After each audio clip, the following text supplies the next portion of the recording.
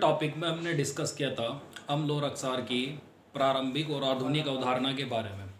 आज का जो हम टॉपिक डिस्कस करेंगे वो अम्लों के रासायनिक गुण का और अम्लों के भौतिक गुण का टॉपिक डिस्कस करेंगे। सबसे पहले मैं तुम्हें अम्लों के भौतिक गुण को ओरली बता देता हूँ। ऐसे ही अम्लों के भौतिक गुण, दो भौतिक गुण इसके इंपॉर्टेंट है। पहला तो ये हो गया, अम्ल स्वाद में खट्टे होते हैं, जैसे कि इसकी प्रारंभिक अवधारणा के अनुसार परिभाषा भी दी गई थी। दूसरा इसका जो भौतिक गुण होगा, अम्ल नीले लिटमस पेपर को लाल कर देते हैं। अब नीला लिटमस पेपर क्या होता है? नीला लिटमस पेपर एक सूचक होता है, प्राकृतिक सूचक। इसे सूचक के टॉपिक में आपको डिटेल में बताया जाएगा। तो आइए सबसे पहले हम अब बात करेंगे हम अम्लों के रासायनिक गुण के बारे में। अम्लों के रासायनिक गुण क्या होते हैं? अम्लों के रासायनिक गुण,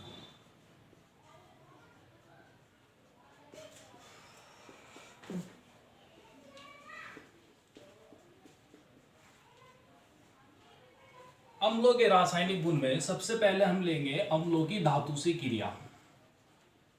धातु से क्रिया,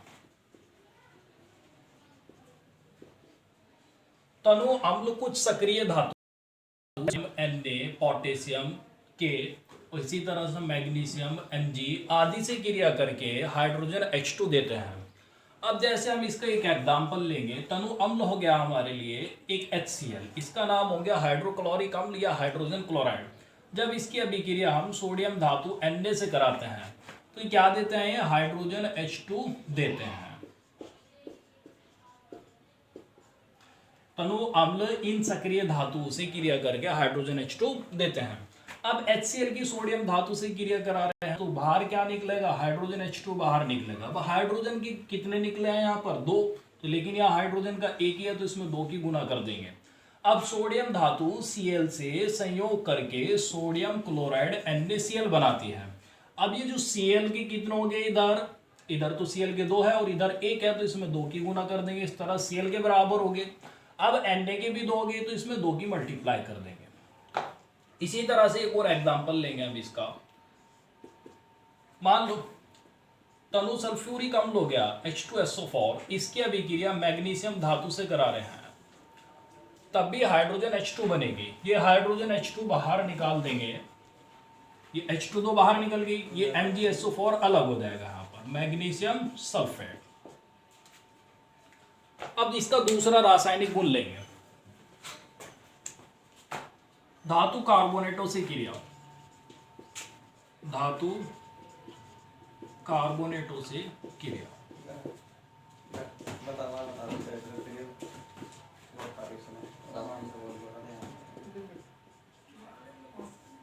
अब धातु कार्बोनेट क्या होते हैं सबसे पहले इसके बारे में डिस्कस करेंगे। जैसा कि आप जानते हैं कि कार्बोनेट आयन होता है CO3 negative ion.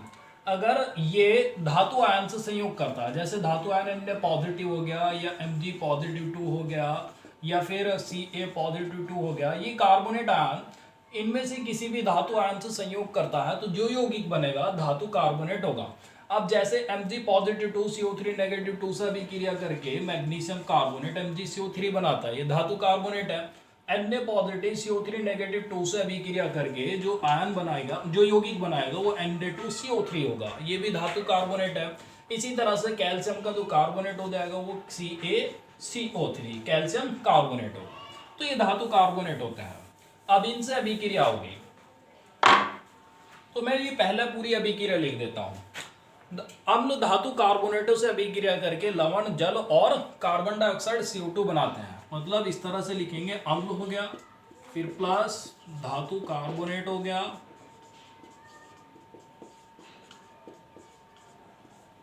Is equal to, एक तो बनाएंगे लवण,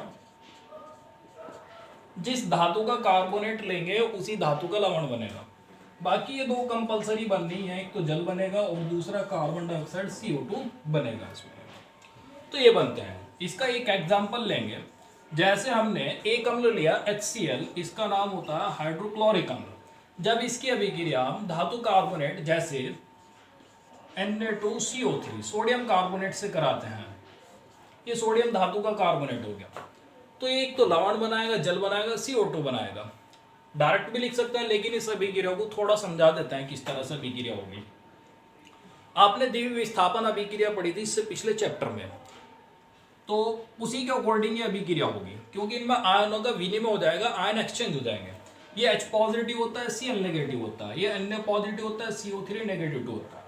इसके प्लस वाला इसके माइनस से अभिक्रिया कर लेगा, लेकिन शर्त यह है जैसे इस पे 2 नेगेटिव चार्ज है, इसी तरह से हाइड्रोजन पर 2 पॉजिटिव चार्ज होना चाहिए।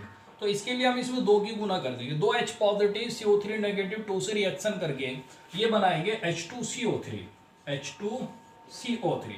ये होता है हाइड्रोजन कार्बोनेट। आपको एक बात ध्यान रखनी होगी, जहां पर भी ये हाइड्रोजन कार्बोनेट H2CO3 बनता है, ये तुरंत अपघटित होता है, एक तो H2O में और दूसरा कार्बन डाइऑक्साइड CO2 में।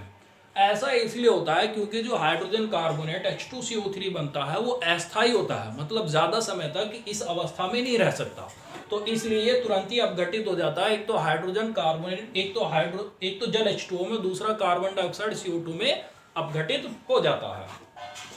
तो इसलिए इस H2CO3 को अप्लाई कर देंगे यहाँ पर H2O plus CO2 carbon dioxide से। अब इसी तरह से ये Na पॉजिटिव है, इस Cl नेगेटिव से अभिक्रिया करेगा, 2 Cl के हैं, 2 Na हैं, तो 2 कॉमन आ जाएगा दोनों में। और पहले बताया था NaCl से संयोग करके वो बनाता है NaCl, सोडियम क्लोराइड। साधारण भाषा में हम इसे नमक कहते हैं और ये लवण भी कहलाता है। तो इस तरह से क्या बना है, लवण, जल और कार्बन डाइऑक्साइड CO2 बन गए हैं इसमें। इसी तरह से एक और एग्जांपल हम इसका ले सकते हैं।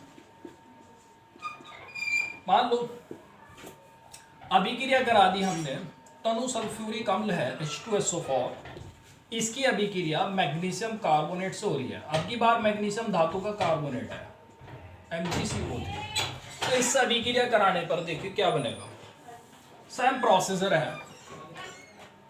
H पॉजिटिव 2 होता है, SO4 negative 2, Mg positive 2, CO3 negative 2।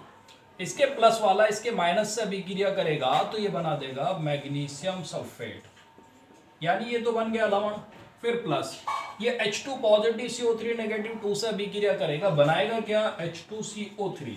लेकिन मैंने अभी आपको बताया था H2CO3 अपघटित होता है एक तो H2O में और दूसरा कार्बन डाइऑक्साइड CO2 में अपघटित होता है।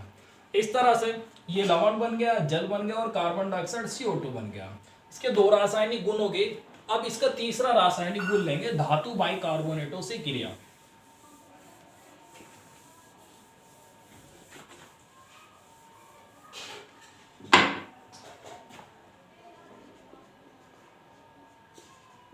धातु बाई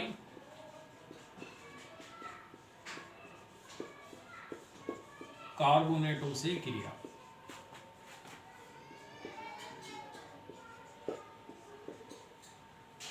अब धातु बाइकार्बोनेट क्या होंगे, सबसे पहले इसके बारे में लेंगे। हम जानते हैं धातु कार्बोनेट तो होते हैं Na2CO3, लेकिन बाइकार्बोनेट के लिए क्या कर देंगे, हम इसमें H लगा देंगे CO3 के साथ में, यानी ये HCO3 नेगेटिव, ये बाइकार्बोनेट आयन होता है। धातु जैसे सोडियम ही ले ली तो NaHCO3, ये बन जाएगा सोडियम बाइकार्बोनेट, यानी धातु बाइकार्बोनेट हो जाएगा। इसी तरह से एक और मैग्नीशियम धातु का बाइकार्बोनेट हो सकता है MgHCO3 का होल ट्वाइस, ये मैग्नीशियम बाइकार्बोनेट होगा। ये धातु बाइकार्बोनेट, बस बाई लगते ही ये ध्यान रखना है कि CO3 के साथ में H जोड़ देना है, तो वो बाई लग जाएगा उसके नाम से पहले। तो धातु बाइकार्बोनेटों से क्रिया कराने पर भी लवण बनता है, जल बनता है और कार्बन डाइऑक्साइड CO2 बनता है। अभिक्रिया बिल्कुल इसी तरह से होगी। एक एग्जांपल लेंगे हम इसका, जैसे हाइड्रोजन क्लोराइड या हाइड्रोक्लोरिक अम्ल हो गया, इसकी अभिक्रिया हम सोडियम बाइकार्बोनेट NaHCO3 से कराएंगे। तो इसमें क्या बनेगा, H positive Cl negative, Na positive HCO3 negative होता है, Na पॉजिटिव Cl नेगेटिव से अभिक्रिया करेगा, NaCl बना देगा, और फिर प्लस में ये H पॉजिटिव HCO3 नेगेटिव से अभिक्रिया करेगा, तो H के 2 हो जाएंगे, यानी ये बन जाएगा H2CO3।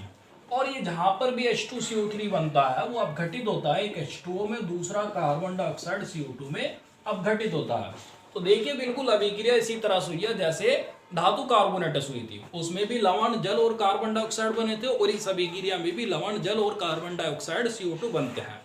अब एक बहुत इंपॉर्टेंट अभिक्रिया शुरू होती है, वो अभिक्रिया है अक्षारों के साथ अभिक्रिया। अक्षारों से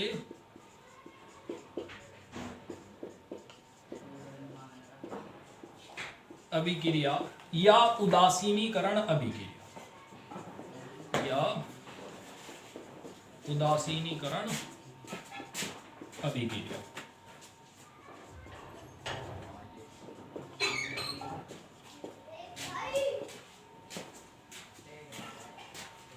तो देखिए अक्सारों से अभिक्रिया कराने पर क्या होगा। जब अम्ल की अक्सार से अभिक्रिया कराते हैं, एक तो लवण बनता है, दूसरा जल बनता है। अम्लों की अभिक्रिया अक्सार से कराने पर लवण और जल बनते हैं। इस अभिक्रिया में अम्ल और अक्सार एक दूसरे के प्रभाव को उदासीन कर देते हैं, अर्थात एक दूसरे के प्रभाव को निरस्त कर देते हैं, अर्थात बनने वाला पदार्थ ना ही अम्लीय प्रकृति का होता है और ना ही अक्सारीय प्रकृति का होता है। इसलिए इस अभिक्रिया को उदासीनीकरण अभिक्रिया भी कहा जाता है। बहुत इंपॉर्टेंट क्वेश्चन है। इस तरह से आ जाता है कि उदासीनीकरण अभिक्रिया क्या है, या फिर ऐसे भी क्वेश्चन आ जाता है क्या होता है जब अम्लों के अक्सारों से अभिक्रिया कराते हैं। अब इसका एक एग्जांपल लेंगे। जैसे हमने एक अम्ल ले लिया यहाँ पर HCl हाइड्रोक्लोरिक अम्ल, और बहुत फेमस एग्जांपल है। इसी तरह से एक अक्सार ले लिया हमने सोडियम हाइड्रोक्साइड NaOH। इस अम्ल की इस अक्सार से अभिक्रिया कराएंगे। H positive Cl negative, Na positive OH negative. इसके प्लस वाला इसके माइनस से अभिक्रिया करेगा तो NaCl बना देगा, इसे हम कहेंगे लवण। दूसरा, ये H पॉजिटिव इस OH नेगेटिव से अभिक्रिया करेगा तो ये बनाएगा HOH। HOH को हम H के दो हो गए तो इसे H2O लिख सकते हैं, यानी इसे कहेंगे जल। लवण और जल बन गए। एक और एग्जांपल हम इसका ले सकते हैं।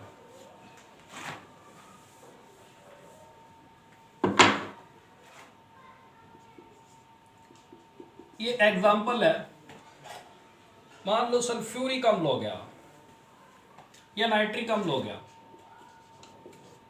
HNO3। इसकी अभिक्रिया भुजा चूना CaOH का होल ट्वाइस इससे करा रहे हैं। कैल्शियम हाइड्रोक्साइड कहेंगे अभी सर। तो देखिए अभिक्रिया कैसे होगी। ये तो अम्ल हो गया और ये एक अक्सार हो गया। अम्लों की अक्सारों से अभिक्रिया कराने पर आप जानते हैं एक लवण बनता है और दूसरा जल बनता है। प्रोसीजर क्या होगा, H पॉजिटिव होता है, NO3 नेगेटिव होता है, Ca पॉजिटिव 2 होता है और ये 2 OH नेगेटिव हो जाएगा। अब ये देखें, इसके जो प्लस वाला है इसके माइनस से अभिक्रिया करेगा, लेकिन शर्त यह है कि आवेश बराबर होना चाहिए। इस पर प्लस 2 यूनिट आवेश है और इस पर माइनस का 1 यूनिट आवेश है, तो इसलिए 2 की गुना कर देंगे तो ये बन जाएगा CaNO3 का होल ट्वाइस। क्योंकि अब NO3 के 2 हो गए तो NO3 का होल ट्वाइस आ गया। अब ये 2 H पॉजिटिव 2 OH नेगेटिव से अभिक्रिया करेंगे तो दोनों में 2 कॉमन आ गया और यहाँ पर बन जाएगा 2HOH और HOH H के 2 बन जाते हैं तो H2O हम इसे लिख सकते हैं, यानी जल। तो ये बना है लवण और जो दूसरा बना है जल बन गया। अब इस तरह से अम्लों के रासायनिक गुण यहाँ पर समाप्त हो जाते हैं। नेक्स्ट टॉपिक में आपको जो समझाया जाएगा वो सूचक के बारे में समझाया जाएगा, लेकिन आपको उससे पहले इसके बारे में अच्छी तरह से स्टडी करनी होगी और इस वीडियो को अच्छी तरह से देखना होगा।